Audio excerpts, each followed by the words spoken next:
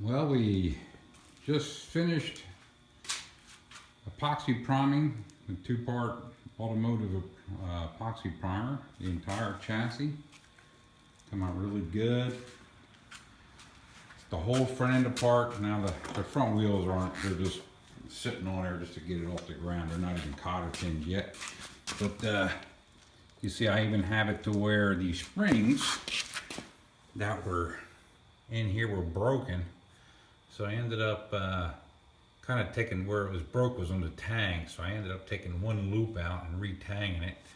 And now I have they spring back to center.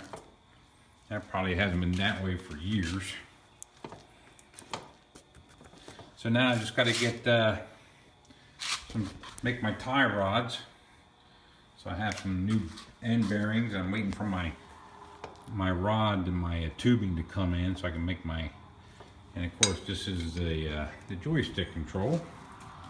So the tie rods will connect from here to here, and from here to here, and then that will allow me to steer this bad boy. So anyway, I took the whole front end apart, welded up any worn areas on the axle because it was just kind of bushing the metal. But now I have new rims with bearings now. Again, there's no cotter pins or anything in these yet. But yeah, this thing rolls really sweet now. What else did I do? I put, like I said, I welded up any worn holes and re-machined them to the proper size. So the front end's nice and tight. Did that on both sides, both springs. And this thing rolls really nice now. I put the whole front end apart here. There is a center axle that there's a center bar that goes through here. That was worn out, so I replaced that. I made another one, and that creates an independent. This suspension goes left and right, so it pivots on that. So I got that all nice and cleaned up inside and greased.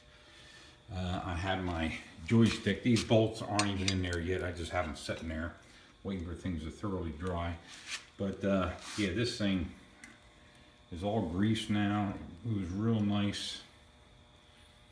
Right, new tires, of course. And here's my new back tires. Of course, I cleaned up the rims and 415 those with a rust encapsulator. Everything looks good. I also, my front bar, if you remember, one of these was broken off, so I ended up putting a new bar on the side, a new pipe, and got a new bolt going through it. Forward reverse. Of course, I have to get my pulley on here.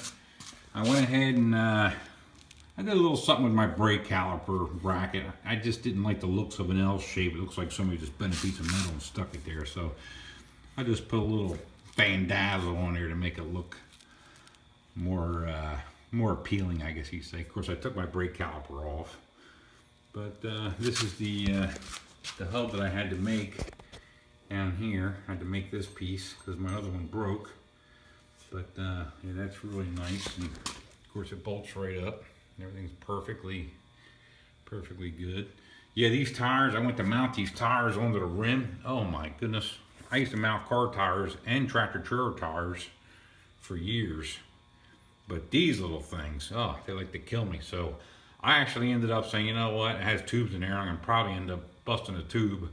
So I took it down there to, down there in Elmer, drawing a blank now. But anyway, yeah, they put them on there for, I think he charged me a total of $15 or $16 to put both of them on. It was well worth it. So that's why that's there. But yeah, this thing's pretty cool. So all I do now is get my my pulley to a pulley here, which I have. I have my pulley, and I'm gonna have my my pivot pulley. My idler pulley is gonna be down in here, and this thing's gonna be ready to crank around the yard. I can't wait to give it a shot to see how it does.